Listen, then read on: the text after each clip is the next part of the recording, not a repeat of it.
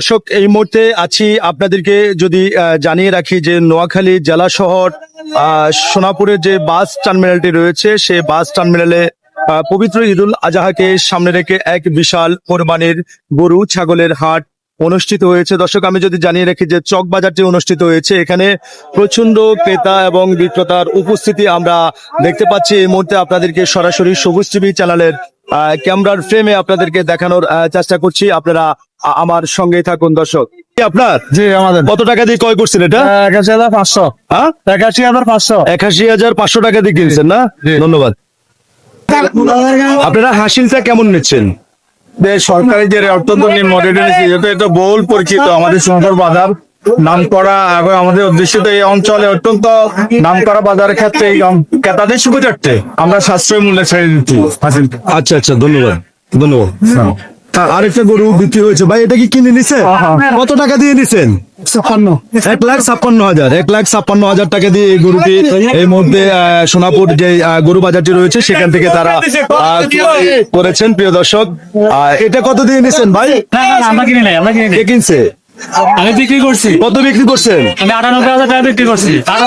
৯৮,০০০ টাকা বিক্রি করছেন। ধন্যবাদ। দর্শক, আসলে আমি আপনাদেরকে দেখানোর চেষ্টা করছি যে এই নোয়াখালী জেলা শহরের সোনাপুরের যে চক বাজারটি আজকে অনুষ্ঠিত হয়েছে বাস টার্মিনালে, সেখানে কোরবানির পশু ক্রয় বিক্রয় চলছে, আপনারা দেখতে পাচ্ছেন। দর্শক, তো এদেরকে সরাসরি সবুজ টিভি চ্যানেলের ক্যামেরার ফ্রেমে দেখানোর চেষ্টা করছি। যেমন রয়েছেন কোরবানির পশু এবং ক্রেতা বিক্রেতার উপস্থিতি রয়েছেন। আমরা কথা বলবো এই মুহূর্তে দুই একজন বিক্রেতার সাথে। দর্শক, দেখতে পাচ্ছেন যে এখানে গরু দেখা যাচ্ছে। আমরা কাকার সাথে একটু যুক্ত হব। যে কাকা, আপনার নাম কি? আবু তাহের। গরু এটা কি আপনার? দাম চাচ্ছেন কত এটার? আমি লইছি এটা কিনে নিছেন কত টাকা দিয়ে? ১,৫০,০০০। ১,৫০,০০০ টাকা দিয়ে কিনছেন। এখন দামটা কি বাড়তি না কম বাজারে? বাজার ঠিক মতো আছে, বেশিও না কমও না, মধ্যম মানে চলে।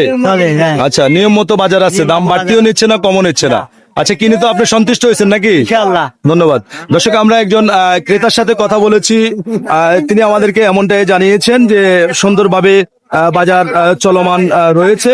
এবং দর্শক, আমি যদি আপনাদেরকে একটু দর্শক জানিয়ে রাখি যে আজ যে নোয়াখালী জেলা শহরের সোনাপুর বাস টার্মিনালে যে গরু বাজারটি অনুষ্ঠিত হয়েছে, আসলে এই গরু বাজারে রয়েছেন জাল নোট চেক করার মেশিন এবং প্রিয় দর্শক রয়েছেন প্রশাসনের নিরাপত্তা। এবং যদি দর্শক জানিয়ে রাখি, পুরো বাজারটি সিসি ক্যামেরার মাধ্যমে মনিটরিং করা হচ্ছে। আমরা এখন আর যে হাসিলের বিষয়টা আপনারা কেমন নিচ্ছেন? বা আসলে বিষয়টা বিগত সালে আমাদের গরু বাজার যে সিন্ডিকেট ছিল, এবারে এর চাইতে অনেক সিন্ডিকেট নাই বললে চলে।